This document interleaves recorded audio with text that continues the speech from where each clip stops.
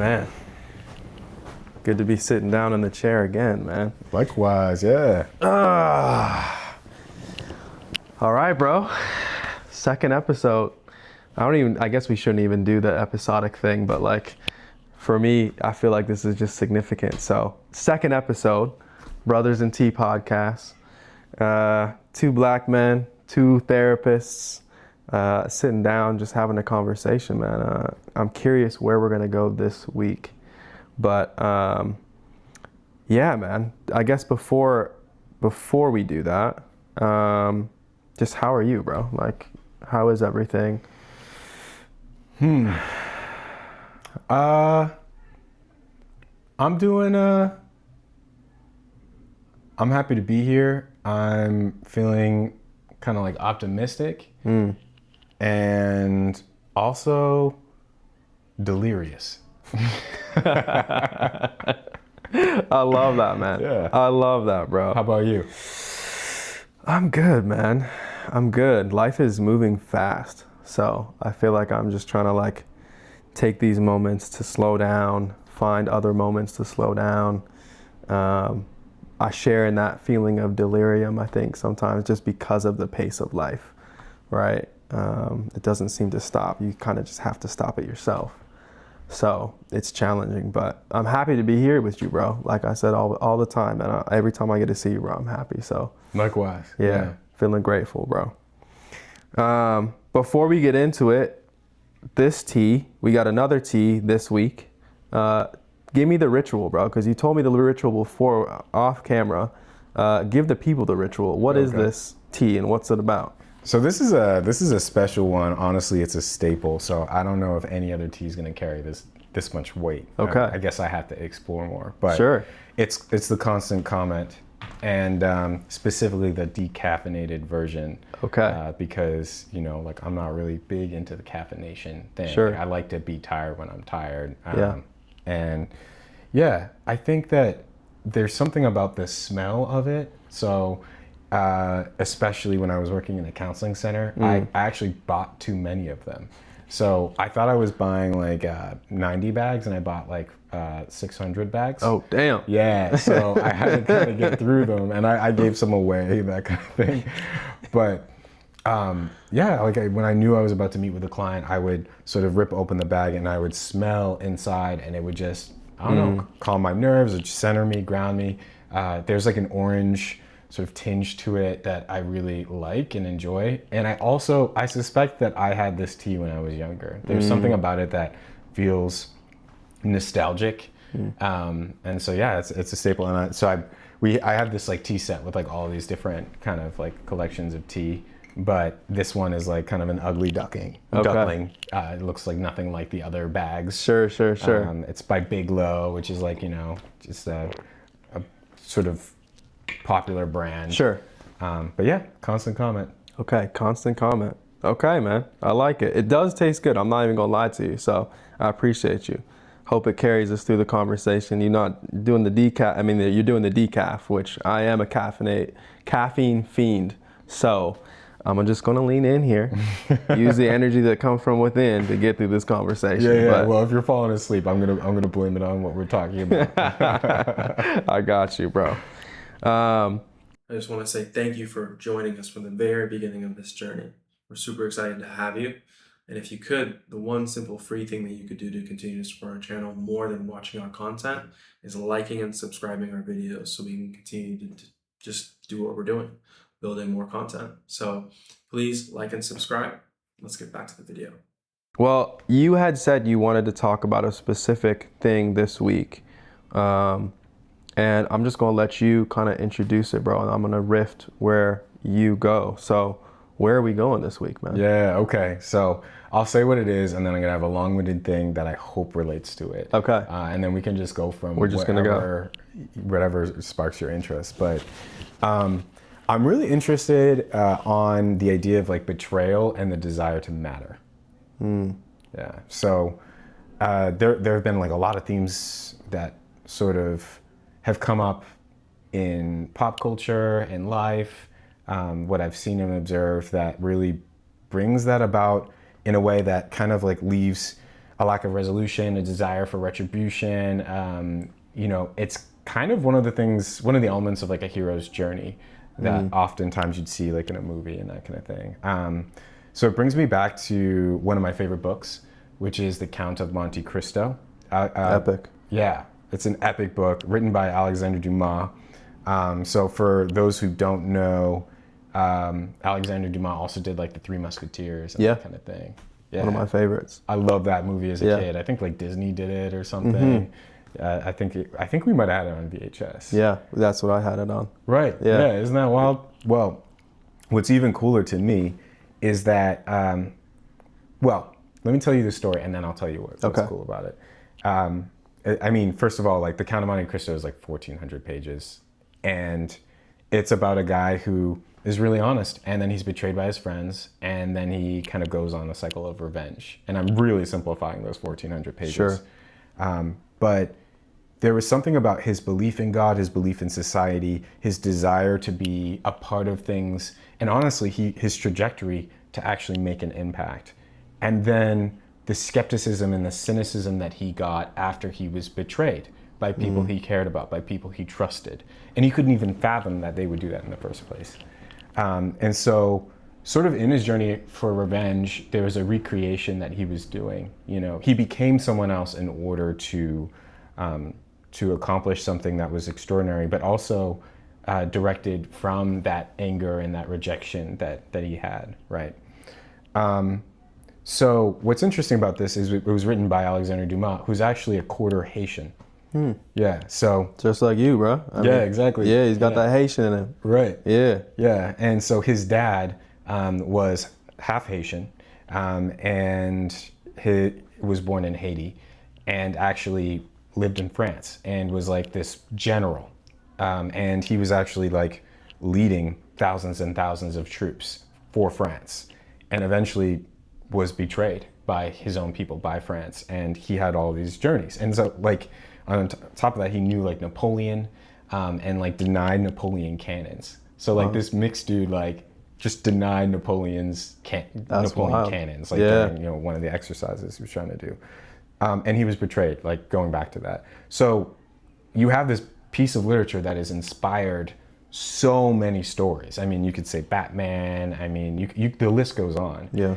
And it ties back to this journey of betrayal. And I think what's interesting about it too is, especially when you look through like colonized populations, you look at, you know, people of color in general, there is something about our desire to matter, and then also the betrayal. And that betrayal could happen really socially. You know, it could be like a microaggression where someone asks where you're from, and it's really innocently asked, like people are genuinely curious about you, but it's a reminder that you're other. And it's like you think yourself a hero, you think that you matter, and then there's a sort of fall from that. And so I wanted to introduce that into the space and kind of see where we could go with it. I didn't necessarily need it to be like a book review of The Count of Monte Cristo. Sure. No, that's really interesting, man. Yeah, betrayal and like, what was that? Give me that line. Betrayal and the desire to matter. The desire to matter. I mean, I think that's like so. That's especially the second part, the desire to matter. It is a human. It is. I feel like it's just the core of being a human being, right? And it's something that is getting more and more difficult to tap into as we kind of evolve more and more into this super individualistic society that we live in, right? Where people are getting further and further apart, families are getting further and further apart, you know, and it's harder for somebody to actually know their sense of value, right? And when you have that loss of value, it can really stir up feelings like you're saying of like deep betrayal, right? Because it is almost like you are betraying a truth that you yourself hold within you, that you do bring value and significance because you're simply walking the earth. Why are you here, right? if not for being someone or something of value, right? And to counter that can evoke this, like you said in the Count of Monte Cristo, this metamorphosis into this vengeful being that goes about trying to play out what it means to be betrayed, right? So I love that you're bringing that up, because I feel like that applies to so many different things. Right. Yeah. Yeah. Wow. Totally. There's like a way in which they're enacting what happened to them onto others and bringing that betrayal to them. There's a desire to redirect that energy that they have themselves had to hold for such a long period of time, and to give that out. And I mean, there's so many directions we could go with this. I think like one thing that, you could characterize this character, which I always thought of him as a hero, but like you could kind of use the label of a narcissist, for one, and play with me here. Like, it's not necessarily one where I'm saying he is one, or I'm not going through the diagnostic manual and saying he fits all the criteria of, a malignant narcissist.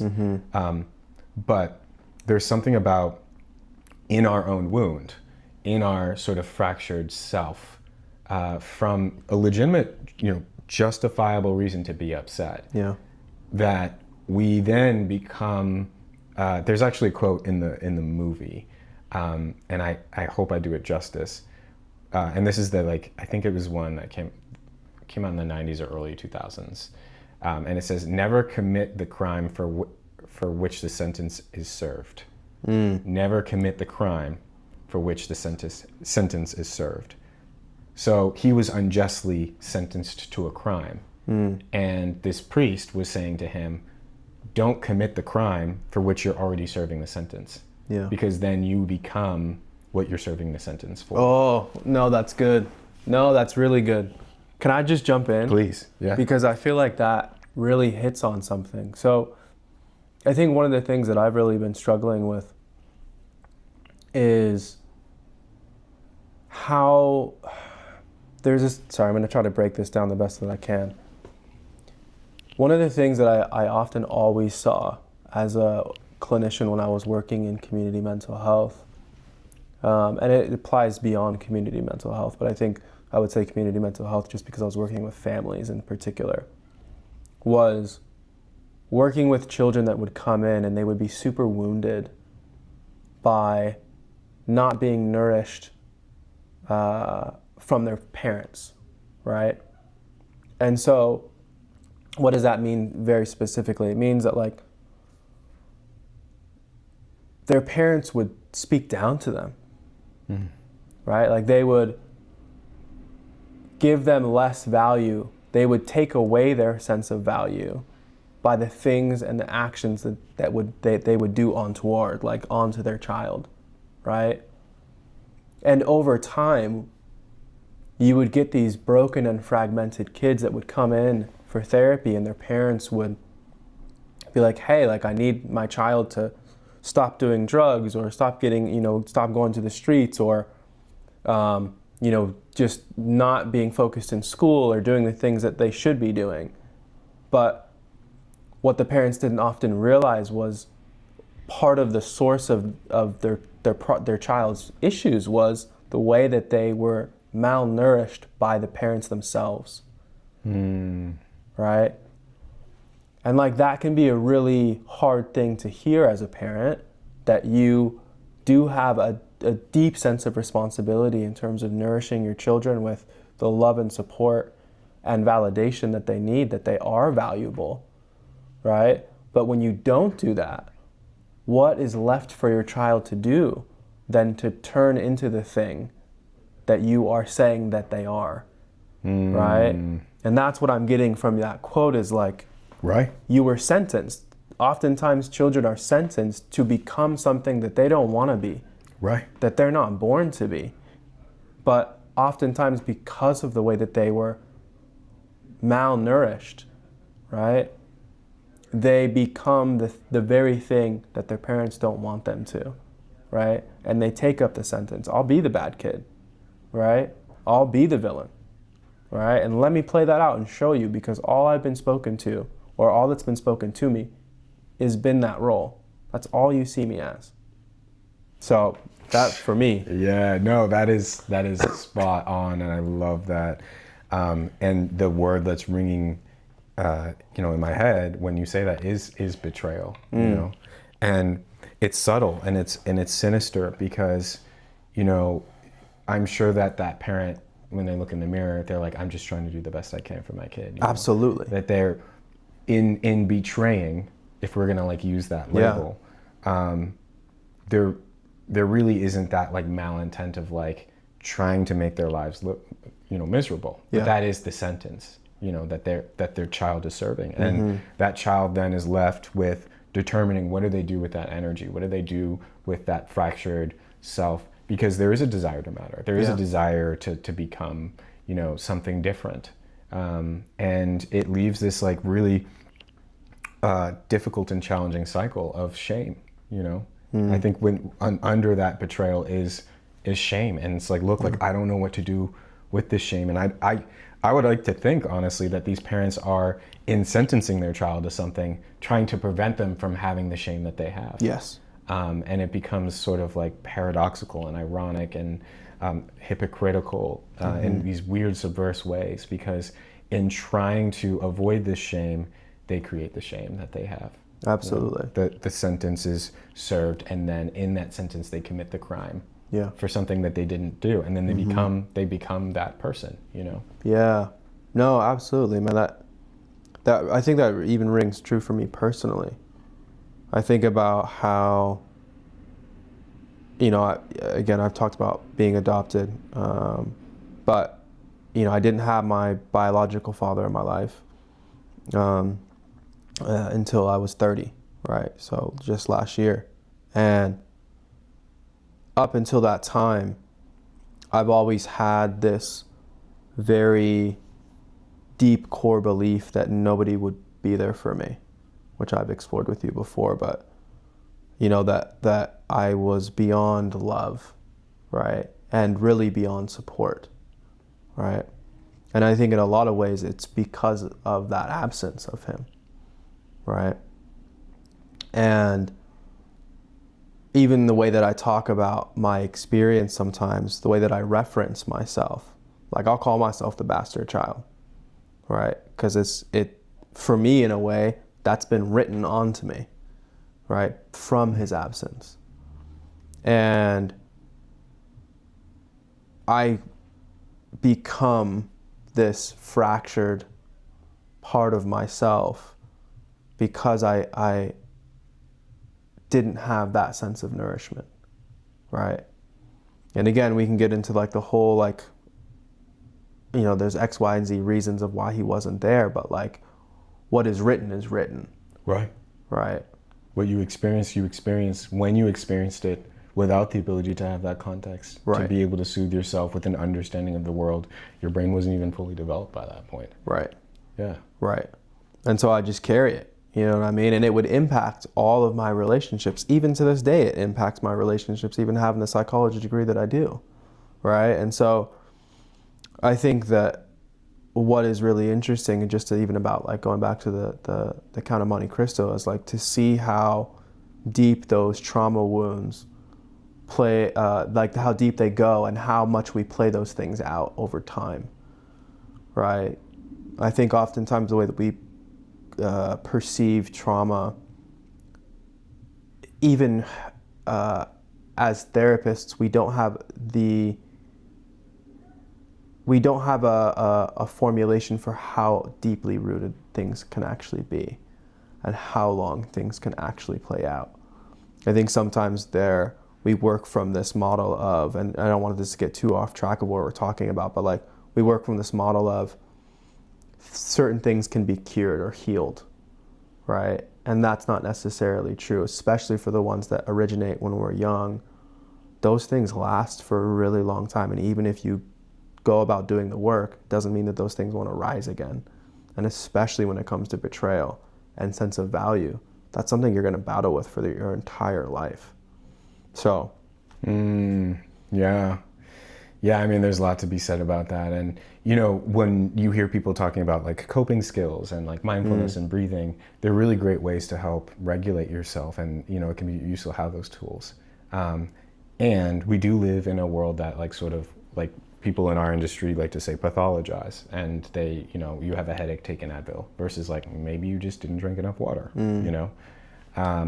And we're so focused on the symptoms, and like, oh, with these symptoms you can't go to work, versus, well, you know, let's believe for a second that there's some justifiable source within you, even if it doesn't feel proportional to the moment. So for example, someone says to you, you look slowly today, and then you get super, super enraged. Let's believe for a second that that rage is proportionally tied to something, even if it's not in that moment. Yeah. And I think that that's sort of an argument for depth-related stuff. And when I say Yeah. depth, I mean like, yeah, like let's go back to your childhood, you know, and it doesn't always have to be that, you know, like, and I know that just assuming everything ties back to childhood or family of origin is also like the same injustice as just assuming that doing a breathing exercise will fix something. Yeah. So I see you on that rabbit hole. But going back to what you were talking about, I think it's so important because for many reasons, but like I like to think that there's, maybe it's not that I like to think, but I'm under the assumption that there's some element of control that we get when we become those things that have harmed us. And I don't think that it's as obvious as like sort of like Batman becoming the bat, you know, being afraid of bats and then inhabiting that fear. I don't think it's as, we're self-aware about it in the same way. But I do think that when we come to accept these narratives that really erode our self-worth, we're allowing ourselves to feel some element of control that we didn't have when we were a child. Yes. Especially when we're a child and we're formulating our personality, we're formulating one without power. We don't know, we don't recognize our ability to influence dynamics. Now, our behaviors are sort of indirectly some form of power, influencing sort of how everyone talks to each other and how they collaborate. But we really don't have much influence other than, you know, our behaviors. Yeah. And so you formulate this personality based on this desire to like embody the thing that, you know, that is harming and hurting you. And how can you let that go later in your life? How can you let that go when in a way that there's, if we are all just like sort of programmed to love ourselves, how could we hate that part of us that was wounded? Yeah. Because that becomes a part of our narrative and a part of our decisions. And so just surrendering that because it's not good to think that you don't have worth feels disingenuous too. That part of you that wants revenge and wants retribution has a justifiable source as well. And to just say that, no, you're not compatible with society because you have that wound, it isn't very fair either. I 100% agree. 100% agree. I'm gonna move my mic down as I'm thinking about what you're saying, but a second. Just hitting my face. Yeah, I 100% agree, dude. Like what I heard you say, just to reiterate and make sure that I'm fully with you there, is sometimes, well, not even sometimes, but oftentimes, the villain that's created from the wound of being told that you don't have a sense of value, and the identity that is then created from that loss, right? We have, or grow to have, a certain affinity towards that identity, right? We kind of accept the morphing that happens, right? We accept that we're, again, this bad person, this unintelligent person, this ugly person, right? And we get used to playing into that role, right? We get used to playing small. And because we are conditionable beings, it becomes almost harmful in a way, or destabilizing maybe, to fight against that identity once it's been formed over time, right? So somebody says to you after you've been told that you're a bad kid for so long. No, like you're actually this really deeply valuable and amazing human being. And you're like, bullshit, that's not true. Right? To believe that would be to completely take apart that personality, yeah. Right. I'm comfortable with this, right? And not comfortable in the sense of it brings me comfort, but it's something that's familiar, that's known, right? And so you play into this role to kind of, again, bring stability to the sense of instability that you didn't have, right? Or the instability that was thrust upon you, I guess is a better way of saying that. Right. Yeah. And you also, in a weird way, justify that you matter, or Yeah. at least you attempt to do that, even if if the result feels empty. And in that way, that's where the matter part comes, is like sort of, your worth and your sense of self is just so diminished at a certain point, even though you're seeking to matter, because of that betrayal that you're reliving through that sense of self that you have. Yeah. And it's super complex. On the way here, I walked, I was wearing one of those, I'm preparing for a hike in Yosemite, and I had this heavy 30-pound thing on, and My man's training. yeah. Yeah. And I don't know, as I was walking, and trying to breathe oxygen and keep the sweat out of my face, I was just thinking about how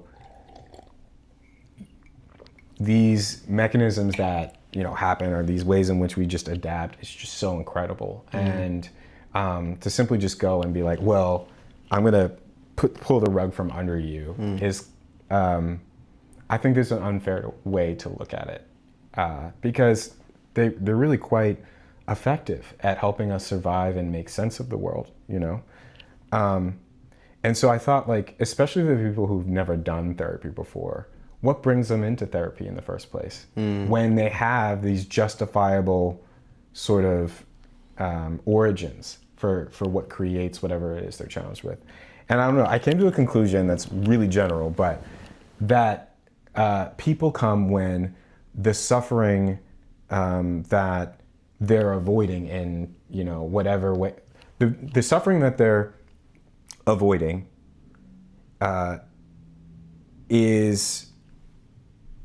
becomes bigger than sort of what their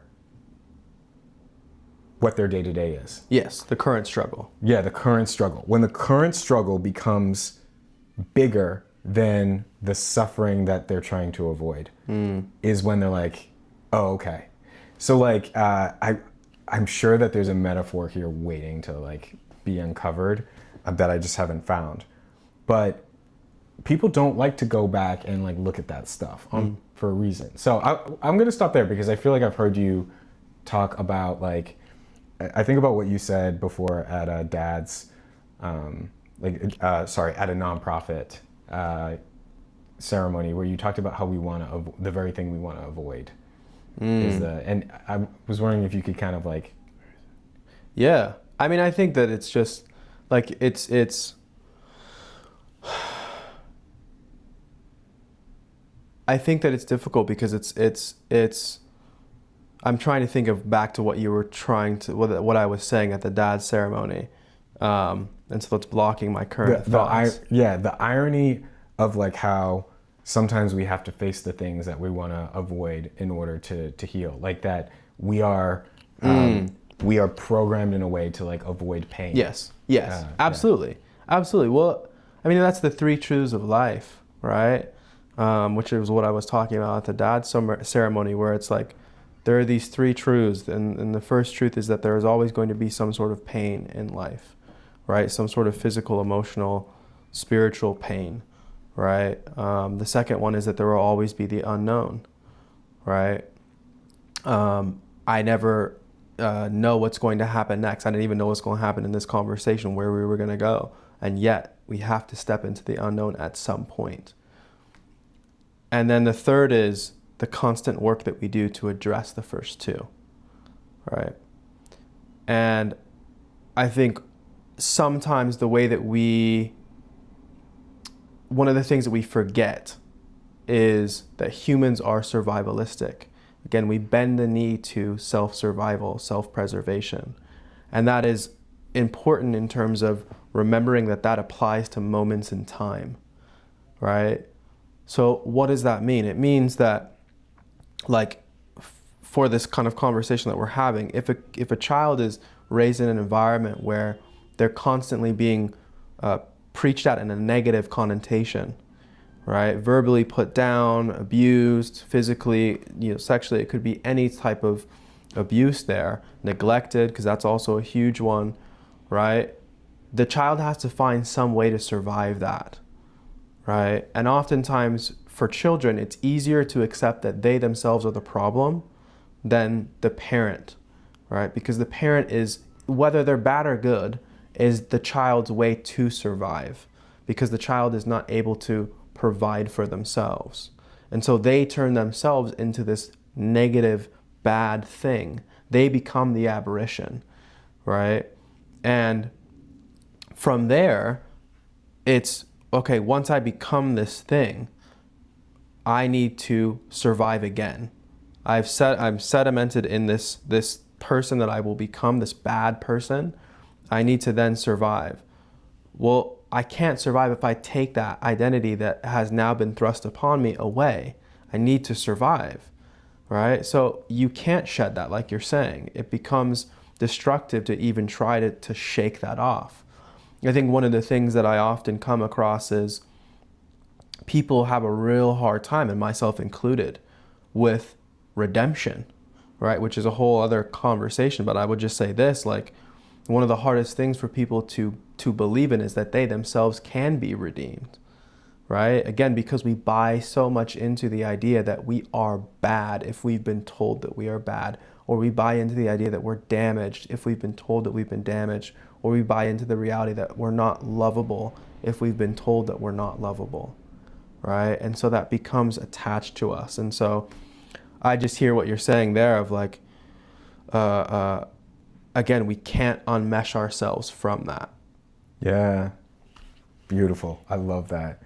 I don't think redemption is a separate topic. Okay, I think that's the hidden word that sort of, because if you're listening to this and you relate to any of it, then you're like, okay, great, thank you for naming this, and like I think I understand it more. But what do I do about it? Like, what are my like action steps? Which, I mean, totally get that, and I think it's not a one size fit all answer. But I think what we're getting at is the desire for redemption. Yeah. You know, that whole plot that I was talking about from the book is, you know, he's after redemption. It's just in a way that just is perpetuating that feeling of betrayal, right? Yeah. In seeking the vengeance in the way that he was doing it. Luckily, he got there anyway. I don't think that's a spoiler. But yeah, redemption. So I go back to like, so we were talking about DADS, which is an organization called Divine Alternatives for Dads Services, and it connects. It helps reconnect fathers with their children, which is like a really simple definition of what they do. For sure. What they do is way more than that. You know, you have men who have been incarcerated that have dealt with these cycles of shame, similar to what we're talking about in a lot of ways, betrayal and such. And we kind of help them face their wounds so that they're ready and prepared to bring a child back into their lives that they weren't able to kind of be in the state to do. I think that's, you know, one way I would describe it. And this was started by Jeanette and Marvin Charles, this couple from Seattle, and it's 25 years old and everything. But there was a moment where Marvin was, his father passed away, and he did a whole funeral for his biological father who passed.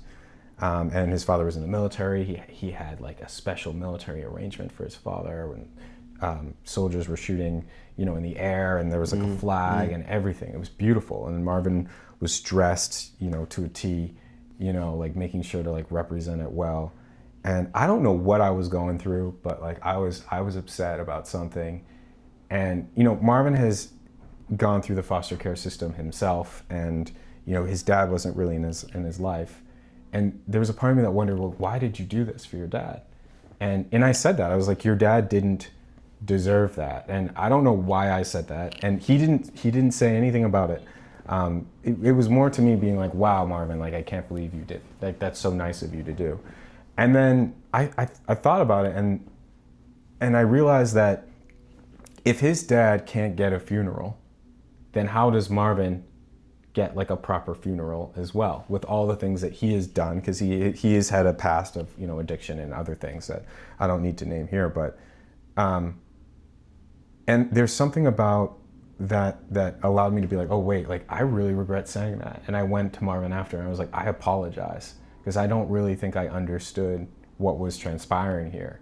And I think it comes down to redemption. You know, I think it comes down to being able to find a certain kind of forgiveness that feels appropriate to what you experienced, where you can still have that part of you that's there, where that part of you that's fighting for you, honestly, to matter, gets a meal that rests its soul a little bit, without it necessarily being what it thinks it's hungry for, you know? Yeah. And like, again, easier said than done, but I don't know. That's what it brings me to. No, it makes me think of when you said what it thinks it's hungry for. I think oftentimes when we're put in a place where our sense of value is put down, sometimes, not everyone who has this, not everybody has this, but some turn to hurting other people, right? And some turn to hurting themselves. Right? I would say it's those two things that I see the most, right? I think that the medicine is reversing that. And again, this is an oversimplification, but it's learning how to love oneself despite your mistakes, despite being human, and learning how to love others despite them making mistakes and them being human, which is one of the hardest things I think that we can do, because we live in a society that is so focused on perfection and is horrible at making amends, right? Where past transgressions happen and we sit down and we know how to actually go through the process of rupture and repair in a way that brings about growth in the relationship. There's not many examples I can think of living in America where I can be like, yeah, we did that correctly. Right? Like, Could you share what rupture and repair is? Yeah, like, I mean, I think, you know, I know it's a can of worms. I'll give you a brief example. So I had a conversation with my mom. I love my mother, and this, I'm talking about my adoptive mother. When I'm giving this example, we were having a conversation in the backyard one day, and my mom is a very religious woman, devout Christian, love her to death. Father is the same, and she was struggling that day with the reality that I had come out and told her that, you know, I'm just exploring the world. I think as a child, I was so used to being indoctrined by Christianity and that being the only thing that I could ever read and interact with, that she, once I told her that I was exploring, she took it as betrayal, right? And so we're sitting in the backyard, and all of a sudden, out of nowhere, she's like, how's your relationship with Jesus these days, right? And I knew where she was going, and I got curious at that moment. I didn't get angry, but my partner was also there, right? So my girl is sitting there next to her, and she's asking this question that's a deeply kind of spiritual question, and to make a long story short, it got kind of to this volcanic place where it seemed like she was looking for a particular answer that I wasn't going to give her, right? And she got angry, right? And my partner also saw it.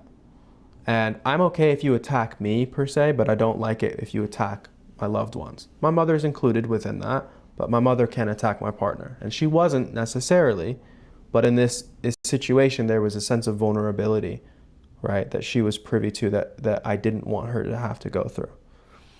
And there was rupture there, right, because I felt distance from my mother because she did that, right? I wanted to pull away, right?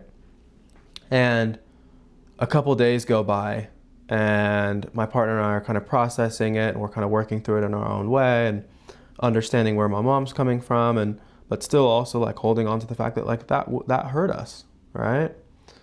And my mom calls, and she apologizes.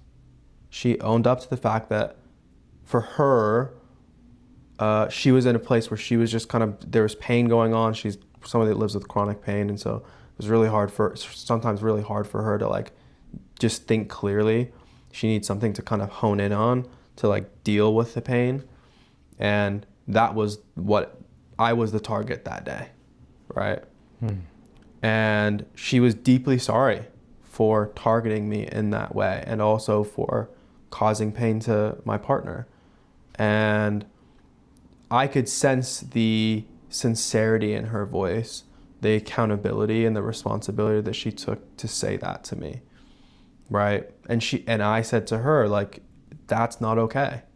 Like, what happened, that can't happen again. I know that you're trying to figure out where I'm at, but like that cannot happen again.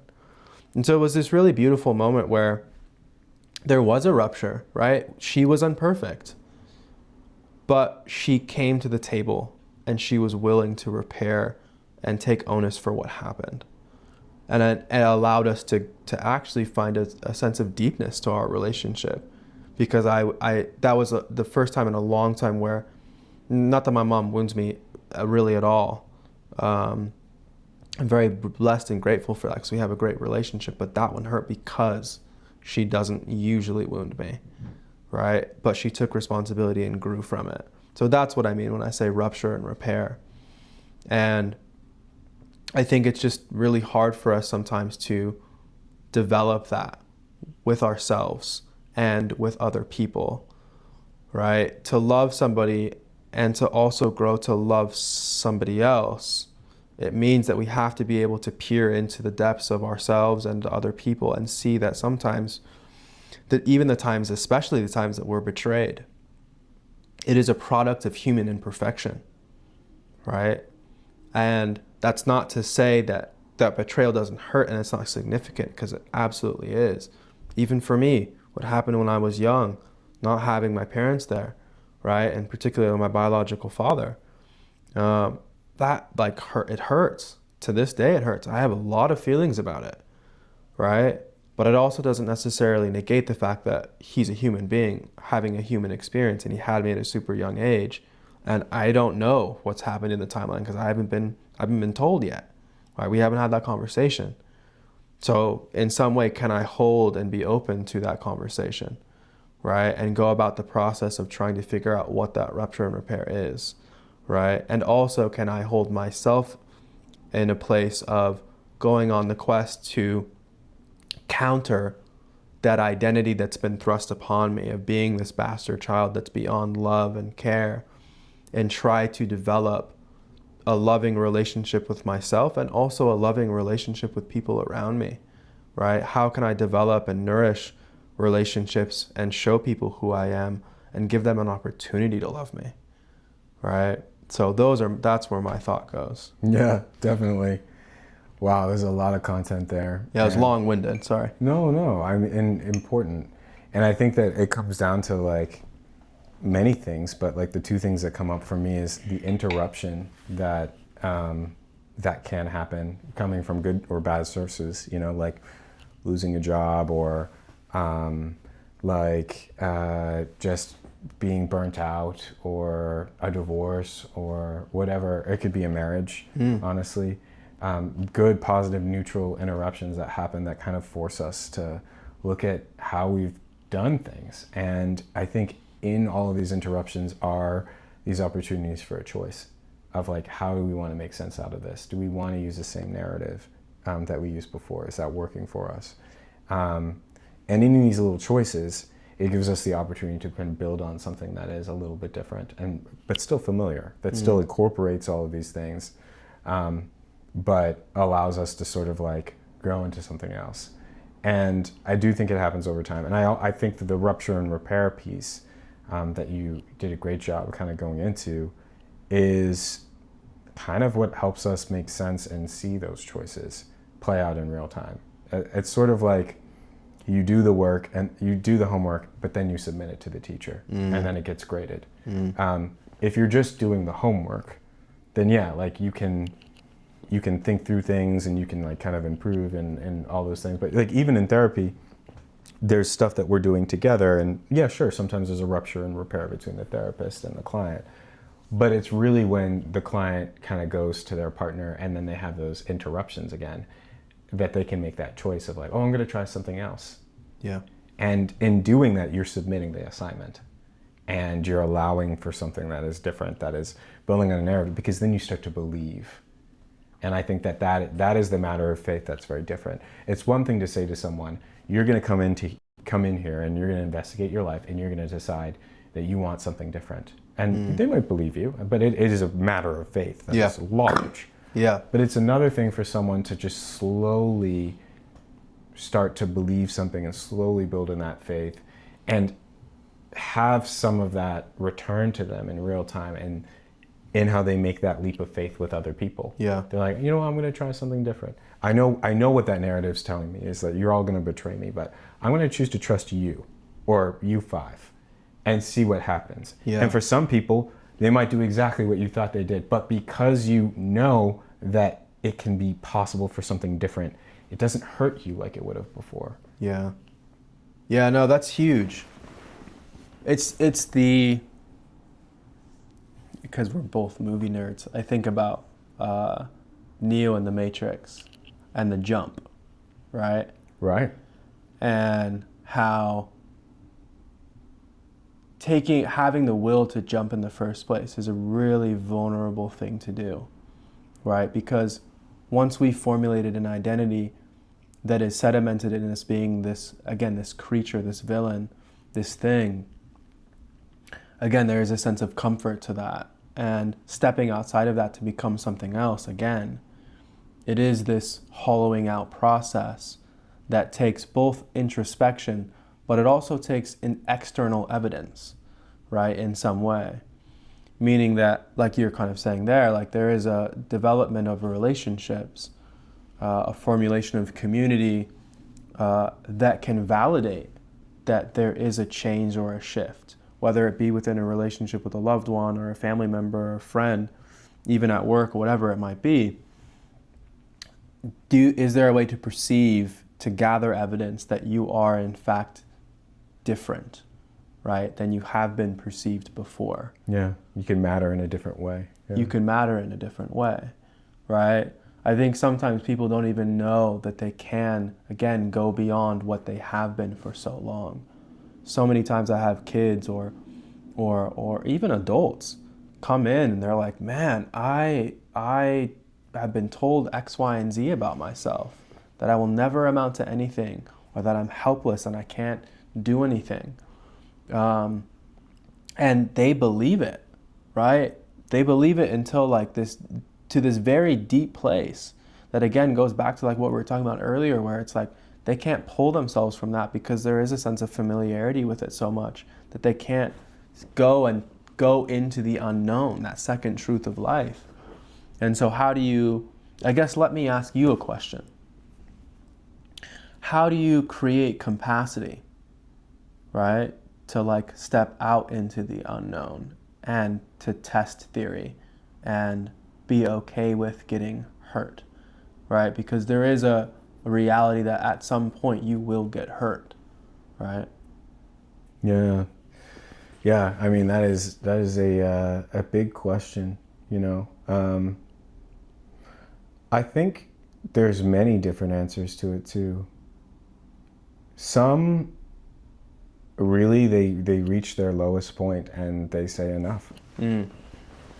Yeah. It's not even a matter of faith anymore. It's a matter of, I'm tired of this and I want to do something different. Survival, yeah. Yeah. And so like a different kind of survival kicks in, and it's a sort of like, I'm trying to think of a gentler word than what I have in my head, but it's a sort of murder of a previous self. And you're just like, yo, like I can't go with you further. And you know, that can happen. I think it requires a lot more like extreme conditions for something like that to happen, but I've seen that. And then I think another part of it, which is much more romantic, I guess, and like what I think that we do in therapy, at least sometimes, is to be found to some extent in our suffering, thinking that you can't see me where I am, but it's to be seen in that place. You know, I think of it as like, you know, there's like little moments of like, oh, look at that cloud. And someone's like, yeah, cool, yeah. No, like look at it. And someone looking at that cloud and seeing it. And it's like, I don't need you to like psychoanalyze it. I don't need you to like take a picture of the cloud. I just want you to know you're seeing that cloud too. So I think that's like a smaller version of it. But being able to be seen sort of as I'm existing, it can kind of help me believe like, oh wait, maybe I can matter and maybe I can shift and change. You know, maybe it's not necessarily about this like thing over there. Maybe I can just like let this go and I can, you know, I can leave this thing. I think about playing video games. Like I played video games a lot as a kid, especially. Like I dare say I was addicted to it. Like I played World of Warcraft, and I had a family on that game, and I still think that there's something to be said about that, you know, like about the connections that were real in it. But I think I needed to believe that I could be seen in other ways before I was just gonna disregard that, because there was a connection, there was something real I was getting from what that was. And I had to believe that I could formulate a life outside of it. And, you know, it's not easy for people to do. And in therapy, as you're going through these like dark crevices of your experience and you feel like this person's following you, regardless of whether or not they experience the same things, I think it gives us permission to kind of like move on in another way, of like to be able to process that and think of it in more of like a historical context than something that impacts our current experience. Yeah. Yeah. Yeah, no, that's powerful, man. I that makes me, again, just I grounded in myself and like the times that I've attempted to be seen, even in our relationship, where like I've said to you before, like, you know, this is the way that like I love being loved by a friend. You know what I mean? Something I would have never said probably even like 4 years ago, right? Because it's that's a super vulnerable place, right? Because I'm asking you to see me, right? And I'm like waiting to see if you will see me, right? Or the times that I've been in my relationship and I've asked my girl to like to listen to me, to hear me, right? And she's stepped up to the plate and she's heard me, right? And she's allowed me to not be the, for me, I think in my complex, it's always been Batman. Like I've said before, like I have to do everything by myself. And we were literally watching something the other day that I said I was Batman, just like subconsciously. And she was like, you're not Batman anymore. You don't need to be him. Right? And I was like, woo, like that kind of hit me. I was like, even now, it's like thinking about that, it just makes me a little bit emotional, because I'm like, I've been him for so long, but like you're seeing me as this other person, you're giving me permission, right? And I think sometimes all we do need is the permission. And again, that even goes back to the topic that we were talking about on our first episode, of like the power of being a healer, right? Because you can do it in therapy, absolutely. And I think that's a really beautiful and safe space to do it. But I think people also don't understand the power that they themselves have in seeing people and providing healing in that way, right? Whether it be in relationships, that's often one where the partner makes a mistake and they're like, man, I'm just becoming this thing, this, you know, person beyond redemption. And their partner is so caught in their own pain that they don't see that sometimes a part of the equation is perceiving that there is growth when there is growth, right? And validating that and acknowledging that. I could keep talking about it, but I just think that that's so important. Yeah, no, definitely. And I could too. Yeah, the validation of that growth, and it's easy to kind of minimize it as it's happening. Yeah, and you know, as we start to kind of like check in with ourselves and notice these shifts and start to believe it, we start to become something that we wouldn't have even anticipated. We start to see ourselves being surprised.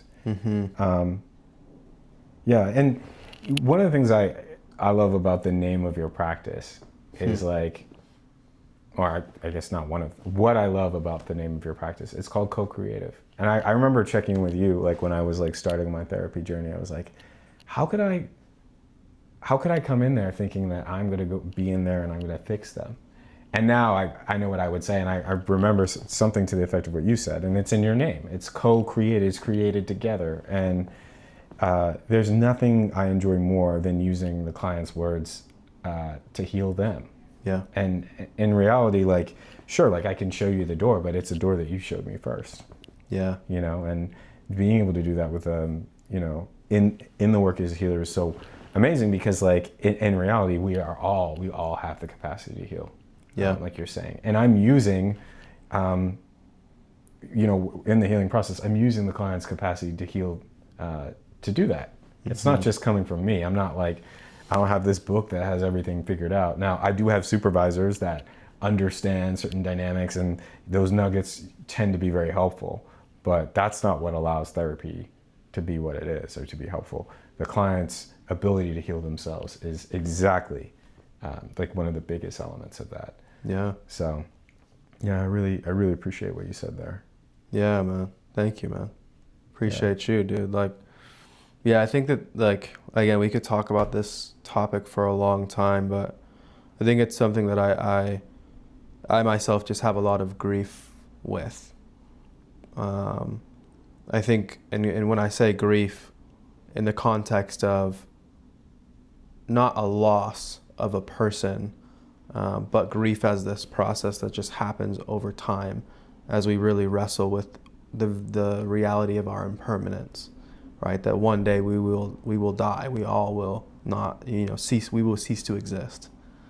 And we, or I guess, walk around and I'm looking at all these different people on the street, or I'm sitting in, you know, my office and people are sitting across from me, and there's so much hurt with that relates to not feeling enough and feeling betrayed.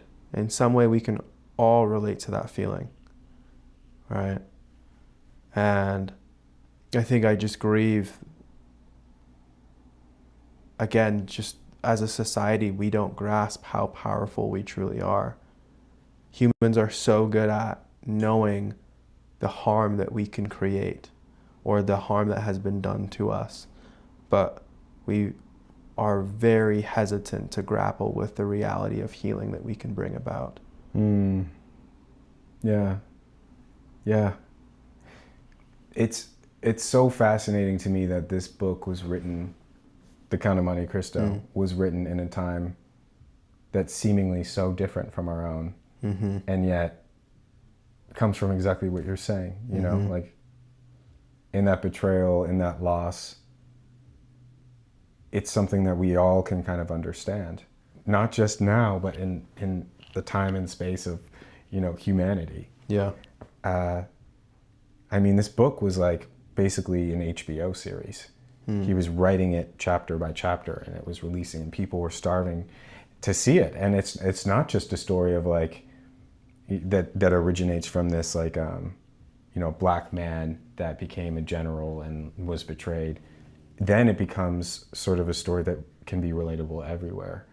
And that brings me to sort of like, and I do think we're wrapping up soon, but it brings me to sinners.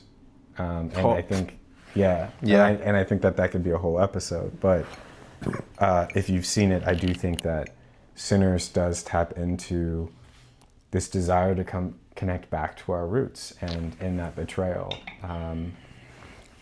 what the impacts are, and who we are. And it's something that's relatable across cultures of this like sort of lost sense of self. So yeah, it's something we're always pining for, I'm still searching for it, I think even like the one thing we didn't really talk about was just like there's many things we didn't talk about, but the things that like one thing that hits me is just like what it is being a black man in a white world, and growing up and existing in space with people that look so different than me, and that devaluing my sense of worth, right? Because everywhere that I looked, nobody looked like me. And I've been spending a lifetime trying to find my worth within myself because of that, It's difficult. It's really challenging.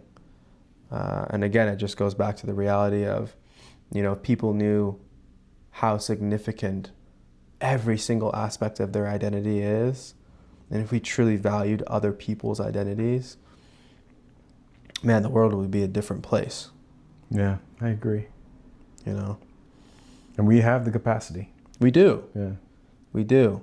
We just, I think, have to commit to it and again, really fall in love with those moments, One of my favorite things is just when I look into my partner's eyes and I can see that I've nourished a part of her by seeing her in a particular moment, like that's my mindfulness in a way, right? And there's a form of healing that you get doing that too. Yeah.